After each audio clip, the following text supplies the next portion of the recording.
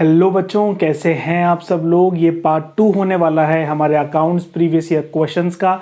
हम previous year questions में सारे types and variation of questions complete करने वाले हैं। सैंपल पेपर यहाँ से लेकर यहाँ तक आपको मिलने वाले हैं एंड बोर्ड पेपर यहाँ से लेकर यहाँ तक डेली एंड आउटसाइड सेट सब कुछ आपको इस वीडियो के अंदर बच्चों मिलने वाले हैं। करीबन हम इस वीडियो के अंदर 10 to 20 MCQs करने वाले हैं जो आपके प्रीवियस ईयर क्वेश्चंस होने वाले हैं। बच्चों, हम अकाउंटिंग रेशियोज वाले चैप्टर के प्रीवियस ईयर क्वेश्चंस कर रहे थे, तो जल्दी से हम स्क्रीन पे चलते हैं एंड क्वेश्चंस को देखते हैं। Current ratio of Vidur Private Limited is 3:2. Accountant wants to maintain it to 2:1. 3:2 अभी है एंड अकाउंटेंट 3:2 से 2:1 में उसको लाना चाहता है। यानी कि बच्चों ऐसे वाले क्वेश्चंस में हमेशा लेट कर लो। मान लो कि आपके जो करंट एसेट्स हैं वो 3 लाख रुपीज हैं एंड करंट लाइबिलिटीज आपकी 2 लाख रुपीज है। अब अकाउंटेंट उसको 2:1 में लाना चाहता है, तो देखते हैं हम कैसे ला सकते हैं। He can repay bills payable. अच्छा, अगर बिल्स पेबल को वो रीपे करता है, तो अगर मान लो बिल्स पेबल 1 लाख रुपीज है, अगर 1 लाख रुपीज माइनस कर देते हैं दोनों में से, तो क्या रेशो 2:1 हो जाता है, यानी कि फर्स्ट ऑप्शन हमारा करेक्ट हो जाता है। He can purchase goods on credit पे परचेज करेंगे तो current asset and current liability को प्लस होना पड़ेगा। तो जो 3:2 है ना, वो और ज्यादा हो जाएगा, किसमें 4:3 में हो जाएगा, 2:1 में नहीं होगा, तो सेकंड ऑप्शन गलत हो जाता है। थर्ड देखते हैं, he can take short term loan वो ले सकता है। तो शॉर्ट टर्म लोन लेंगे तो भी बच्चों आपके करंट एसेट प्लस हो जाएंगे, करंट लाइबिलिटीज आपके प्लस हो जाएंगी, तो ये भी ऑप्शन नहीं होगा। आपका ऑप्शन है ए, ओनली 1 इज करेक्ट। देखते हैं हम जल्दी से answer. Question number A, only 1 is correct आपका ऑप्शन है। बच्चों मैं आपको इसको धीरे धीरे ऊपर चला रहा हूं, आपको क्वेश्चन यहां से पढ़ना होगा क्योंकि इसके जस्ट नीचे हमारा आंसर लिखा हुआ है, इसलिए हम पहले क्वेश्चन पढ़ लेते हैं एंड फिर आंसर्स चेक करेंगे। असर्शन रीजन का ये क्वेश्चन है, आपके सैंपल पेपर 2021-22 में पूछा गया ये सवाल है। The focus of calculation of working capital revolves around managing the operating cycle of the business. बिल्कुल बच्चों, वर्किंग कैपिटल का जो कैलकुलेशन है वो इसलिए हम लगाते हैं कि हमारे पास current assets minus current liability, यानी कि कितना एक्सेस करंट एसेट्स है जिससे हम हमारे जो बिजनेस है उसकी ऑपरेशन एफिशिएंसी बढ़ा सके। It is because the concept of operating cycle is required to ascertain the liquidity of assets and urgency of payment to liability. अगर बच्चों हमारे पास करंट एसेट्स ज्यादा हैं एंड करंट लाइबिलिटीज हमारी कम है, तो उससे क्या होगा, अगर कुछ भी अर्जेंसी होती है तो उसको हम ढंग से पे आउट कर सकते हैं। तो क्वेश्चन 12 का आंसर आपका होने वाला है ए। असर्शन रीजन दोनों करेक्ट है एंड रीजन करेक्ट तरीके से एक्सप्लेन कर रहा है असर्शन को। जल्दी से देख लेते हैं बच्चों क्वेश्चन नंबर 13। बच्चों क्वेश्चन नंबर 13 आपके लिए होने वाला है, the following groups of ratios primarily measures risk. बच्चों कौन से रेशोज रिस्क को मैनेज करते हैं? सबसे पहले तो आप लिख लो सॉल्वेंसी रेशोज, प्रॉफिटेबिलिटी रेशोज भी रिस्क को मेजर करते हैं एंड आपके लिक्विडिटी रेशोज भी रिस्क को मेजर करते हैं। लेकिन जो आपके एक्टिविटी रेशो हैं वो कभी भी रिस्क को मेजर नहीं करते हैं, ठीक है, वो एफिशिएंसी बताते हैं। तो एक्टिविटी है, यानी कि ये ऑप्शन गलत है। एफिशिएंसी तो कोई रेशो ही नहीं होता, तो भी ये ऑप्शन गलत है। एक्टिविटी गलत ऑप्शन, तो आपका डी सबसे करेक्ट ऑप्शन हो जाता है। जल्दी से हम आंसर देख लेते हैं, आंसर भी डी है, आपका करेक्ट ऑप्शन डी हो जाता है। जल्दी से हम देख लेते हैं आपने question number 14, which of the following is correct. कौन सा इन चारों में से करेक्ट है? A ratio is an arithmetical relation, बिल्कुल सही है। Liquid ratio is also known as acid test ratio. बच्चों अब अपना फर्स्ट एंड सेकंड सही हो जाता है, तो देखो फर्स्ट एंड सेकंड सही है, तो सी ऑप्शन यहाँ पे गलत हो जाता है। बी में अपना सी ऑप्शन गलत हो जाता है एंड डी ऑप्शन भी गलत हो जाता है, क्योंकि यहाँ पे फर्स्ट की तो बात ही नहीं करी गई है। देख लेते हैं, ideally accepted current ratio is 1:1। नहीं बच्चों, ये करेक्ट नहीं है, आइडियल होता है 2:1। ठीक है बच्चों, तो फर्स्ट सेकंड थर्ड हमको इजी लग रहा है, हमको लग रहा है करेक्ट है। Debt equity ratio is the relationship between outsiders fund and share holder funds. बच्चों आपका फोर्थ भी करेक्ट हो जाता है। देखो यहाँ पे थर्ड को करेक्ट बताया गया है, लेकिन ये नहीं है, ये भी ऑप्शन गलत है, तो बी ऑप्शन आपका मोस्ट सुटेबल ऑप्शन है। देखो करेक्ट ऑप्शन बी। जल्दी से हम देख लेते हैं, ratio indicate the proportion of assets financed out of share holder fund. यानी कि ये बोल रहा है कि कितने प्रपोर्शन ऑफ एसेट्स, कितने proportionate of assets share holder fund से फाइनेंस करे गए हैं। यानी कि जो ये रेशो है ये हमको बताता है कि कितने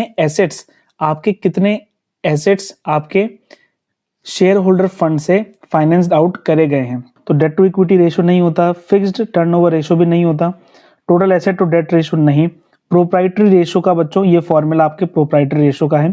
तो करेक्ट ऑप्शन आपका सी यहाँ पे हो जाता है। जल्दी से हम देख लेते हैं आंसर भी सी ही है। बढ़ते हैं हम आगे, क्वेश्चन नंबर 16 को देखते हैं बच्चों। यहाँ पे लिख रखा है टोटल सेल्स आपकी 2,50,000 है, क्रेडिट सेल्स आपकी इतने परसेंट है कैश सेल्स से। बच्चों इसको हाईलाइट कर लो, इंपॉर्टेंट, इसको मार्क कर लो। देखो बच्चों अगर आपको ये वीडियो अच्छी लग रही है ना, आप एमसीक्यूज को प्रैक्टिस कर रहे हैं, तो जल्दी से इस वीडियो को लाइक कर दे, कमेंट करके जरूर बताना है अगर कुछ चीज समझ में नहीं आई है, या फिर अगर आपको इसकी पीडीएफ चाहिए तो आप मुझे कमेंट कर सकते हैं। अगर आप मुझसे डायरेक्ट पढ़ना चाहते हैं तो बच्चों आप मुझे कमेंट कर सकते हैं, या फिर आप मुझे मैसेज कर सकते हैं। जो नंबर है वो आपको अपनी स्क्रीन के ऊपर दिख रहा होगा। बच्चों अगर आप अपने क्लास 12th में बहुत अच्छा प्रिपेयर करना चाहते हैं, क्लास 11th में अगर आप हैं और आप कॉमर्स पढ़ना चाहते हैं एंड अपनी प्रिपरेशन को बूस्ट करना चाहते हैं सारे स्टडी मटेरियल के साथ एंड ऑनलाइन लाइव क्लासेस के साथ, तो आप मुझे कमेंट कर सकते हैं एंड मुझे मैसेज कर सकते हैं। तो जल्दी से हम वीडियो में आगे बढ़ते हैं बिना किसी देरी के। इसकी कैलकुलेशन मैं आपको यहाँ पे इस एरिया में बताता हूँ। देखो यहाँ पे अपनी आती है टोटल सेल्स, ये आती है टोटल सेल्स। टोटल सेल्स में क्या होता है, क्रेडिट सेल्स भी होती है प्लस कैश सेल्स भी होती है, ठीक है। अब यहाँ पे लिख रखा है टोटल सेल्स तो आपको गिवन है, ठीक है, और बोल रखा है कि जो क्रेडिट सेल है वो 25% है, 25% है किसकी, कैश सेल्स की। यानी कि आपको क्या करना है, आपको कैश सेल्स को एक्स लेट कर लेना है एंड उस एक्स का 25% होने वाला है आपकी क्रेडिट सेल, ठीक है बच्चों। एंड यहाँ पे आपको टोटल सेल्स गिवन है, टोटल सेल्स आपको यहाँ पे 2,50,000 यहाँ पे आपको गिवन है। अब इस इक्वेशन को आप सॉल्व कर लो और आपका आंसर यहाँ पे आ जाएगा। जैसे आप इस इक्वेशन को सॉल्व कर लोगे तो आपका आंसर हो जाएगा ए 50,000। जल्दी से हम देख लेते हैं, करेक्ट ऑप्शन ए बिल्कुल सही यहाँ पे होने वाला है। What will be the amount of gross profit of a firm if its average inventory is 80,000, turnover ratio is 6 times and selling price is 25% above cost?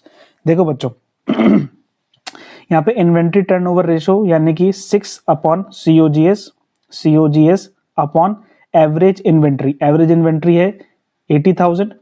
अब 80,000 को 6 से आप मल्टीप्लाई करोगे तो आपका आंसर आ जाएगा 4,80,000 एंड अब 4,80,000 को आप इक्वल कर लो COGS के, तो COGS की वैल्यू क्या हो गई, 4,80,000 COGS की वैल्यू हो गई। अब देखो क्या बोल रहा है क्वेश्चन में कि जो सेलिंग प्राइस है, हमारी जो सेलिंग प्राइस है वो हमारी कॉस्ट से 25% ज्यादा है, 25% ज्यादा है, ठीक है। तो जो सेलिंग प्राइस है आप क्या करो, 4,80,000 जो आपकी कॉस्ट है उसमें आप प्लस कर लो 25% ऑफ COGS, ठीक है। इसको देखो 25% ऑफ 4,80,000, ठीक है।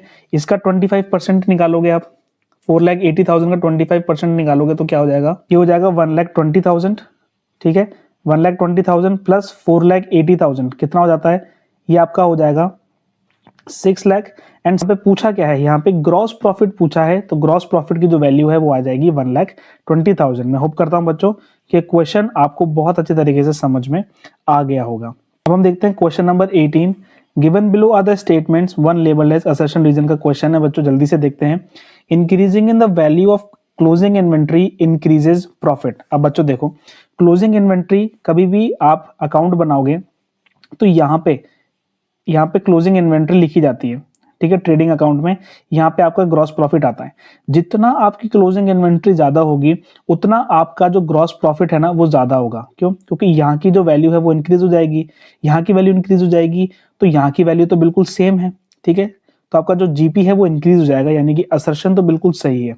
Increasing the value of closing inventory reduces cost of goods sold. अब बच्चों COGS है, अब COGS क्या होता है, यानी कि कितना माल बिका आपका। लेकिन अब आपका माल नहीं बिका इसलिए तो क्लोजिंग इन्वेंट्री बढ़ गई आपकी। जब आपका माल ही नहीं बिका इसलिए तो क्लोजिंग इन्वेंट्री आपकी बढ़ गई। तो जैसे ही आपकी क्लोजिंग इन्वेंट्री इंक्रीज हो जाएगी तो COGS क्या हो जाएगा, रिड्यूस हो जाएगा। यानी कि रीजन भी सही है और रीजन सही तरीके से एक्सप्लेन कर रहा है असर्शन को। देखते हैं हम आंसर ए बिल्कुल करेक्ट आपका आंसर यहाँ पे लिख रखा है। जल्दी से हम चलते हैं क्वेश्चन नंबर 19 के अंदर। 19 में लिख रखा है असर्शन रीजन ये होने वाला है, a high operating ratio indicates a favourable position. High operating ratio indicates favourable position, नहीं बच्चों ये आंसर गलत है, क्योंकि ऑपरेटिंग रेशो में हम जो हमारा ऑपरेटिंग कॉस्ट होती है, जो हमारी ऑपरेटिंग कॉस्ट होती है उसको हम सेल्स से डिवाइड करके मल्टीप्लाई करते हैं 100। यानी कि अगर हमारा ऑपरेटिंग कॉस्ट ज़्यादा है तो हमारी फेवरेबल पोजीशन कैसे हो सकती है? अगर किसी भी चीज़ में कॉस्ट ज़्यादा है तो वो फेवरेबल कैसे है? फेवरेबल नहीं हो सकती। यानी कि जो असर्शन है हमारा रॉन्ग असर्शन है। Reasoning, a high profit ratio leaves a high margin, नहीं बच्चों हाई नहीं, low margin to meets non operating expenses. जब हमारी हमारा ऑपरेटिंग कॉस्ट है अगर वो ज़्यादा है तो क्या हो जाएगा, हमारा जो जीपी है, जीपी हमारा कम हो जाएगा। जीपी अगर हमारा कम हो गया तो उसमें से आप कितना नॉन ऑपरेटिंग एक्सपेंस कितना घटाओगे? ठीक है, जितना घटाओगे तो ज्यादा घटा दोगे तो क्या होगा, आपका जो एनपी है, नेट प्रॉफिट है, वो भी कम हो जाएगा, वो नेगेटिव में चल जाएगा। ठीक है, तो वो फेवरेबल पोजीशन नहीं है और कोई भी हाई मार्जिन वो हमारे लिए नहीं छोड़ती है। यानी कि दोनों ही गलत है। बच्चों देखो यहाँ पे लिख रखा है बोथ आर इनकरेक्ट, थोड़ा सा ये रॉन्गली टाइप्ड है।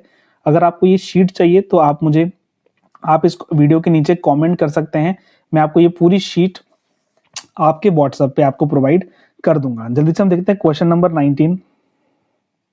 क्वेश्चन नंबर 19 में हमको मल्टीपल ऑप्शंस गिवन है, उनमें से हमको कुछ चूज करना है correct option. Current ratio of Aadhaar limited is 2.5:1। Accountant wants to minimise it at 2.1, 2:1। बच्चों ये आपके लिए डू योर सेल्फ क्वेश्चन है। ठीक है, क्योंकि अभी हम मिनिमाइज करने का, मेंटेन करने का क्वेश्चन करके आ रखे हैं इसलिए ये जो क्वेश्चन है वो आपको खुद से सॉल्व करना है। मैं आपको आंसर बता देता हूं, आंसर इसका बी रहेगा, ओनली सेकंड इज करेक्ट। ये आपको खुद घर से ट्राई करना है एंड आंसर को फाइंड आउट करना है। Company has an operating cycle of 8 months.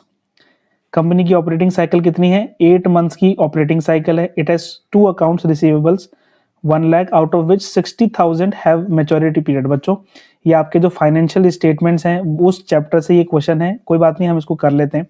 ठीक है, हमने देखा था कि जो ऑपरेटिंग साइकिल है वो 8 मंथ्स की है एंड जो 60,000 उसमें से 1 लाख में से जो 60,000 है वो 11 मंथ का है। तो 11 मंथ है, क्या ऑपरेटिंग साइकिल से बाहर है? हाँ बाहर है। क्या 12 मंथ से भी बाहर है? नहीं, 12 मंथ से अंदर है। यानी कि जो 1 लाख रुपीज है वो करंट एसेट्स ही हैं। तो आपका डी ऑप्शन बिल्कुल करेक्ट है। आंसर देख लेते हैं, डी ऑप्शन बिल्कुल करेक्ट है। चलते हैं बच्चों क्वेश्चन नंबर 21 में। The quick ratio of a company is 1:2, 1:2 quick ratio है। ठीक है बच्चों, ये लेस देन वाला केस है, मैंने आपको समझाया था, ये लेस देन वाला केस है। इसके अंदर क्या होता है, अगर न्यूमरेटर प्लस होगा, डिनोमिनेटर में प्लस होगा तो इंक्रीज होगा, दोनों में माइनस होगा तो वो डिक्रीज होगा। ठीक है, ये आपको याद होना चाहिए, नोटबुक में इसको लिख लो। Which of the following transactions will result in increase in the ratio? कौन से ट्रांजेक्शन से इंक्रीज होगा? Cash received from debtors. ठीक है, हमारे यहाँ पे क्या हो जाएगा, यहाँ पे क्या होगा, कैश रिसीव्ड फ्रॉम डेटर्स। अब बच्चों डेटर्स क्या है? डेटर्स हमारे क्या हैं? करंट एसेट्स ही हैं। तो देखो कैश रिसीव होगा, डेटर्स कम हो जाएंगे, तो रेशो में कोई फर्क नहीं पड़ेगा। गुड्स सोल्ड ऑन क्रेडिट, बच्चों गुड्स की तो हम यहाँ पे बात ही नहीं करते क्विक रेशो में। क्रेडिट में बेचा है, सोल्ड किया है, उसको परचेज नहीं किया, सोल्ड करा है ऑन क्रेडिट। यानी कि हमारा जो करंट एसेट है वो हमारा इंक्रीज हो जाएगा। ठीक है, अगर हम यहाँ पे ये करंट रेशो होता, अगर ये करंट रेशो होता तो यहाँ पे ये चीज फर्क नहीं पड़ता, लेकिन ये क्विक रेशो है, इसके लिए जो करंट एसेट है वो बढ़ेंगे, जिससे जो आपका क्विक रेशो है वो आपका इंक्रीज हो जाएगा। तो बच्चों यही आपको ऑप्शन सही लग रहा है, तो आगे के ऑप्शन को हमको पढ़ने की ही जरूरत नहीं है। परचेज गुड्स बच्चों इससे तो डिक्रीज हो जाएगा, परचेज गुड्स ऑन कैश, तो यहाँ पे कैश जाएगा तो भी डिक्रीज हो जाएगा। तो ओनली करेक्ट ऑप्शन आपका हो जाता है बी। जल्दी से हम चलते हैं क्वेश्चन नंबर 22 पे। बच्चों ये एनालिसिस ऑफ फाइनेंशियल स्टेटमेंट का क्वेश्चन है। इसको हम जब एनालिसिस ऑफ फाइनेंशियल स्टेटमेंट के PYQs करेंगे तब हम इसको करेंगे। ठीक है बच्चों, जल्दी से आगे चलते हैं क्वेश्चन नंबर 23 पे। Dash ratios are calculated to determine the ability of the business to service it debts. बच्चों हम हमारे डेट्स की सर्विस कर रहे हैं, ठीक है, यानी कहीं पर भी अगर आपको एक कीवर्ड दिख जाए कि सर्विस ऑफ द डेट्स, कहीं पर भी एक कीवर्ड मिल जाए तो हमेशा वो होगा सॉल्वेंसी रेशो। हमेशा क्या होगा? सॉल्वेंसी रेशो होगा, क्योंकि लिक्विडिटी में तो हम डेट की बात नहीं करते, ठीक है ना, लॉन्ग टर्म डेट, टर्नओवर में भी हम डेट की बात नहीं करते, प्रॉफिटेबिलिटी में भी डेट के बारे में बात नहीं करते, सिर्फ हम सॉल्वेंसी रेशियोज में डेट की बात करते हैं। जल्दी से देखते हैं क्वेश्चन नंबर 24। बच्चों ये आपका डू योर सेल्फ वाला क्वेश्चन है, ठीक है, डू इट योर सेल्फ वाला क्वेश्चन है कि dash is also known as acid test ratio, current ratio, operating ratio, quick ratio या ग्रोस प्रॉफिट रेशो। बच्चों कमेंट करके जरूर बताना इसमें से कौन सा आंसर सही है। क्वेश्चन नंबर 25 पे, the current ratio of super limited is 2:1, current ratio है 2:1, ठीक है। विच of the following transaction will result in decrease in the ratio, कौन से ट्रांजेक्शन से जो रेशो है वो डिक्रीज होगा? जल्दी से हम देख लेते हैं। Payment of 40,000 to creditors. बच्चों करंट एसेट्स भी कम, करंट लाइबिलिटी भी कम, तो क्या हो जाएगा? मोर देन वाला केस है, अगर दोनों कम तो रेशो क्या हो जाएगा? इंक्रीज हो जाएगा। ये मोर देन वाला केस है, अगर न्यूमरेटर में एंड डिनोमिनेटर में प्लस करते माइनस करेंगे तो मोर देन वाले केस में प्लस हो जाएगा, और अगर हम इसको प्लस करेंगे तो मोर देन वाले केस के अंदर जो रेशो है वो डिक्रीज हो जाएगा, ठीक है बच्चों, ये आपको पता होना चाहिए। Payment of 40,000 to creditors, payment of 40,000 to creditors, यहाँ पे हमने क्रेडिटर्स को पेमेंट कर दिया, यानी कि करंट एसेट भी घट गया एंड करंट लाइबिलिटी भी घट गई, तो जो रेशो है वो क्या हो जाएगा? रेशो इंक्रीज हो जाएगा, तो ए ऑप्शन गलत है। Sale of furniture, book value 38,000 for 16,000 only, यानी कि फर्नीचर का सेल एंड परचेज तो हमारा कोई मतलब ही नहीं है, फर्नीचर का सेल एंड परचेज तो कोई मतलब नहीं, क्योंकि फर्नीचर तो नॉन करंट एसेट है, ठीक है, तो उसकी बुक वैल्यू कुछ भी हो हमको मतलब ही नहीं, वो नॉन करंट एसेट्स को इफेक्ट करेगा। लेकिन हमको 16,000 मिल तो गए, हमको 16,000 मिल तो गए, यानी कि जो करंट एसेट्स है वो हमारे प्लस हो जाएंगे, जिससे क्या होगा? रेशो इंक्रीज हो जाएगा, तो ये भी गलत ऑप्शन है, क्योंकि हमको डिक्रीज के बारे में बताना है। Repayment of long term loans of 7 lakh. अब बच्चों लॉन्ग टर्म लोन का रीपेमेंट किया तो आप क्या करोगे? करंट एसेट में से माइनस कर दोगे, क्यों? क्योंकि हमारा कैश आउटसाइड गया ना, कैश या बैंक में से बैलेंस आउटसाइड गया, इसलिए हम 7 लाख को करंट एसेट में माइनस कर देंगे, जिससे क्या होगा? हमारा जो करंट रेशो है वो रिड्यूस हो जाएगा। तो सी ऑप्शन मोस्ट सुटेबल लग रहा है, लेकिन एक बार डी भी पढ़ लेते हैं। कैश कलेक्टेड फ्रॉम डेटर्स 1,18,000, यानी कि हमारे करंट एसेट्स में से जो डेटर्स हैं वो कम हो गए, कैश प्लस हो गया, तो इफेक्ट यहाँ पे कोई इफेक्ट नहीं आएगा, तो ये भी ऑप्शन हमारा गलत है। तो जो मोस्ट सूटेबल ऑप्शन हमारा यहाँ पे लग रहा है वो है ऑप्शन नंबर सी। जल्दी से हम चेक कर लेते हैं, ऑप्शन नंबर सी आपका करेक्ट ऑप्शन होने वाला है। देखते हैं question number 26। Debt to equity ratio is 3:2, debt to equity ratio आपका क्या है? 3:2 है। बच्चों यहाँ पे आप देख सकते हो कि ये कौन से ईयर में पूछा गया सवाल है। विच of the following transaction will result in increase in the ratio. बच्चों ये मोर देन वाला केस है, आपको पता है मोर देन वाले केस में क्या होता है, जो हमने यहाँ पे देखा, जो पहला वाला केस था ना वो भी मोर देन वाला केस था, जो पहले वाला था वो भी मोर देन वाला केस था, ये वाला भी मोर देन वाला केस है। Debt to equity ratio, purchase of goods on credit, ठीक है, गुड्स तो यहाँ पे बात ही नहीं करेंगे, क्रेडिट की भी बात नहीं करेंगे, तो ये तो गलत ऑप्शन है। Issue of debentures, debenture issue कर दोगे तो डेट आपका बढ़ जाएगा, तो इंक्रीज हो जाएगा रेशो, ठीक है। विच of the following will result in increase in the ratio, ठीक है, बी ऑप्शन हो सकता है। इशू ऑफ इक्विटी शेयर्स, अगर इशू ऑफ इक्विटी शेयर्स हो जाएगा, इक्विटी शेयर्स का इशू हो जाएगा, तो जो रेशो है वो हमारा क्या हो जाएगा? डिक्रीज हो जाएगा, तो सी बी ऑप्शन गलत है। कैश रिसीव्ड फ्रॉम डेटर्स, ये भी करंट रेशो की बात है, तो जो करेक्ट ऑप्शन है वो आपका बी हो जाता है। देख लो आंसर चेक कर लो। Question number 27, dash indicate the speed at which activities of the business are being performed, यानी कि यहाँ पे एफिशिएंसी की बात हो रही है, ठीक है, एफिशिएंसी की बात हो रही है कि आपके ऑर्गेनाइजेशन के अंदर कितनी जल्दी जल्दी एक्टिविटीज परफॉर्म हो रही है ना, कितना डेट से पैसा आ रहा है, कितना रिसीवेबल से पैसा आ रहा है, तो वो कौन सा है? हम आपने पढ़ा होगा एवरेज कलेक्शन पीरियड, ठीक है, तो वो किस रेशो का पार्ट है? किस रेशो का पार्ट है? वो आपके टर्नओवर रेशोस का पार्ट है, ठीक है ना, जो क्या करता है? आपकी एफिशिएंसी बढ़ाता है। एक्टिविटीज कितनी जल्दी जल्दी परफॉर्म हो रही है, कितनी जल्दी जल्दी हमारा पैसा वापस आ रहा है, हमको कितना जल्दी पैसा देना है, वो सारा टर्नओवर रेशोज में आ जाता है। क्वेश्चन नंबर 28 देख लेते हैं बच्चों। हम मूव करेंगे, 1 या 2 क्वेश्चन हम और करें, देन फिर हम नेक्स्ट क्वेश्चंस नेक्स्ट वीडियो के अंदर करने वाले। तो सीबीएसई 2022-23 वाला सेट 1 का पेपर है, जल्दी से हम देख लेते हैं। विच of the following equation is correct, equation is correct वाला क्वेश्चन है, देख लेते हैं।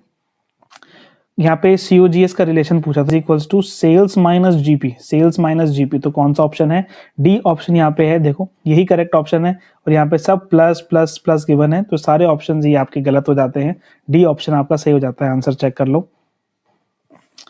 क्वेश्चन नंबर 29 देखते हैं। From the following calculate share holder fund. ठीक है बच्चों, हम यहीं पर स्टॉप करेंगे।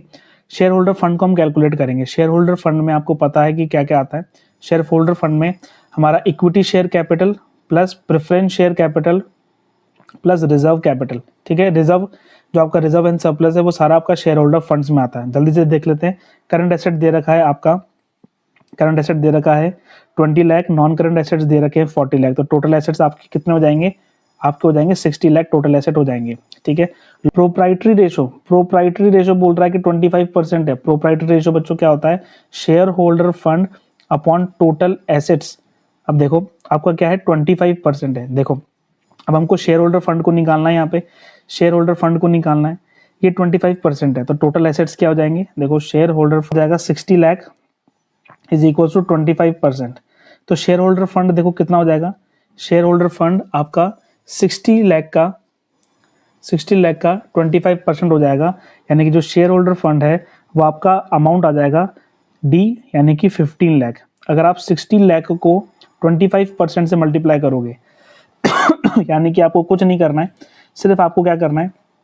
सिर्फ आपको shareholder fund is equals to 25% of 60 lakh. ठीक है, ऐसे करोगे तो आपको जो आंसर है वो 15 लाख आ जाएगा। तो बच्चों मैं होप करता हूं कि यहाँ तक आपको बहुत अच्छे तरीके से समझ में आ गया होगा। और सारे क्वेश्चंस के लिए बच्चों हम नेक्स्ट वीडियो के अंदर वो सारे क्वेश्चंस करेंगे। टोटल हमारे MCQs 43 होने वाले हैं, एंड करीबन 30 to 40 हमारे जो है फुल फॉर्मेट के क्वेश्चंस होने वाले हैं। तो बच्चों मिलते हैं हम नेक्स्ट वीडियो के अंदर। मैं होप करता हूँ आपको ये वीडियो अच्छी लगी हो। Till then goodbye, take care, thank you बच्चों मैं होप करता हूं कि 20 से 30 क्वेश्चंस आपने कंप्लीट करे हैं, कि आपकी बहुत अच्छी प्रैक्टिस इससे हो रही है। मिलते हैं हम नेक्स्ट वीडियो के अंदर, जिसके अंदर हम और MCQs को करने वाले हैं एंड फुल फ्लेज क्वेश्चन भी हम बनाने वाले हैं। तो मिलते हैं नेक्स्ट वीडियो के अंदर। Till then goodbye, take care, thank you बच्चों।